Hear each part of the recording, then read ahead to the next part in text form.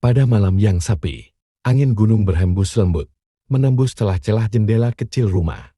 Aska, tidurnya terganggu oleh bisikan yang datang entah dari mana. Askar, bangkitlah, perjalananmu baru saja dimulai. Ia membuka matanya perlahan, dadanya bergemuruh. Ia duduk di atas tikar lusuh, menatap bulan yang menggantung di langit malam. Tidak ada siapapun di sana. Tapi suara itu terasa begitu nyata, seakan berbicara langsung ke dalam jiwanya. Malam itu menjadi awal perjalanan panjang yang mengubah hidup Aska dan seluruh desa kecil di lembah sunyi itu. Aska adalah seorang pemuda berusia 20 tahun yang tinggal di sebuah desa terpencil bernama Lembah Nur. Desa itu dikelilingi pegunungan tinggi, dan kehidupan penduduknya sederhana, bahkan cenderung kekurangan. Ayah Aska sudah tiada sejak ia berusia 10 tahun, meninggalkan ibunya, Fatimah, yang bekerja keras sebagai penenun kayu untuk mencukupi kebutuhan mereka. Aska dikenal sebagai pemuda yang taat beribadah dan sering membantu tetangganya. Meskipun ia sendiri hidup dalam keterbatasan, hatinya selalu tergerak untuk melakukan kebaikan. Namun, di balik itu semua, ia sering merasa ada sesuatu yang kurang dalam hidupnya. Ia ingin berbuat lebih, tapi tidak tahu harus mulai dari mana. Suatu malam, Aska bermimpi aneh. Dalam mimpinya, ia berjalan sendirian di tengah padang pasir yang luas.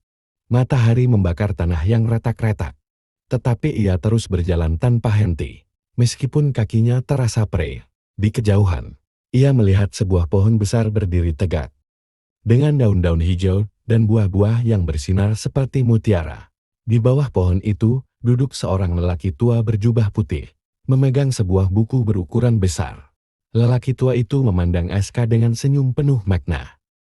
"Aska," katanya, suaranya lembut tapi menggema.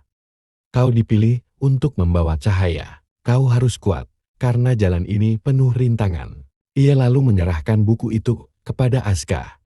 "Buka dan bacalah," perintahnya.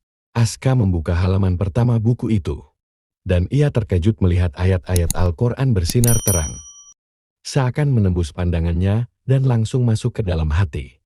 Saat ia hendak membaca lebih banyak, tiba-tiba angin kencang bertiup, membawa pasir yang menyelimuti segalanya. Aska terbangun dengan tubuh basah oleh keringat. Mimpi itu terasa begitu nyata. Ia duduk termenung hingga azan subuh berkumandang. Lalu segera berwudu dan melaksanakan salat. Dalam doanya, ia memohon petunjuk kepada Allah, berharap diberi pemahaman tentang mimpi itu. Keesokan harinya, Aska menceritakan mimpinya kepada ibunya. Fatimah mendengarkan dengan penuh perhatian, lalu berkata, "Nak, mungkin ini petunjuk dari Allah, kau harus menemui Ustaz Fadli dan memintanya membantu memahami makna mimpi ini." Ustaz Fadli adalah seorang alim ulama yang tinggal di desa itu. Ia dikenal bijaksana dan sering memberikan nasihat kepada penduduk. Setelah mendengar cerita Aska, Ustaz Fadli mengangguk sambil tersenyum. Aska, ini bukan mimpi biasa. Kau dipanggil untuk sebuah tugas besar. Allah mungkin menginginkanmu untuk lebih mendalami agama dan menyebarkan kebaikan kepada orang-orang di sekitarmu. Kata-kata itu menggugah hati Aska. Ia merasa ada beban yang tiba-tiba berada di pundaknya. Tapi di saat yang sama, ada semangat baru yang menyala dalam dirinya.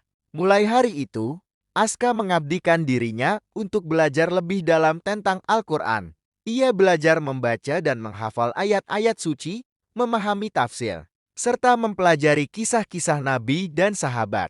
Ia juga mulai memperbaiki syalat dan amal ibadahnya, memastikan semuanya sesuai dengan tuntunan Rasulullah SAW. Namun, jalan menuju kebaikan tidak pernah mudah. Beberapa orang di desanya memandang remeh usaha Aska. Apa yang bisa dilakukan oleh pemuda seperti dia? Bahkan untuk makan saja ia harus membantu ibunya.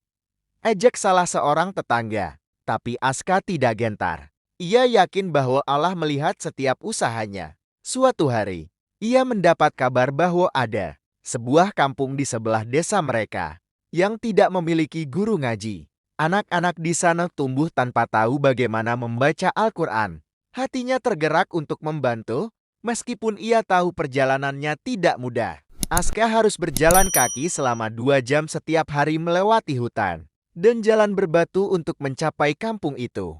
Di sana, ia mulai mengajarkan Al-Quran kepada anak-anak, satu persatu, dengan sabar dan penuh kasih. Hari demi hari, lebih banyak anak-anak yang datang belajar. Bahkan orang dewasa mulai tertarik untuk ikut belajar, karena mereka melihat perubahan positif yang terjadi pada anak-anak mereka. Meski sering lelah, Aska merasa bahagia. Ia melihat cahaya keimanan perlahan-lahan menyelimuti kampung itu. 5 tahun berlalu, dan perjuangan Aska tidak sia-sia. Kampung yang dulu gelap kini menjadi pusat cahaya ilmu. Anak-anak yang ia ajarkan kini sudah mampu menghafal beberapa juz Al-Quran. Bahkan, beberapa dari mereka pergi ke kota untuk melanjutkan pendidikan agama. Nama Aska mulai dikenal bukan hanya di desanya, tapi juga di desa-desa lain. Suatu hari, seorang ulama besar datang ke desa Aska dan mengundangnya untuk berbicara di sebuah majelis besar di kota. Kisahmu adalah inspirasi. Aska, Allah telah menjadikanmu contoh bahwa siapapun bisa membawa perubahan. Asalkan ia ikhlas dan bersungguh-sungguh, kata ulama itu. Aska menerima undangan itu dengan rendah hati. Di majelis itu, ia menceritakan perjalanannya, berharap dapat menginspirasi orang lain untuk melakukan hal yang sama. Hingga akhir hayatnya, Aska terus mengabdikan hidupnya untuk menyebarkan kebaikan. Ia tidak pernah merasa kaya secara materi, tetapi hatinya selalu penuh dengan kebahagiaan.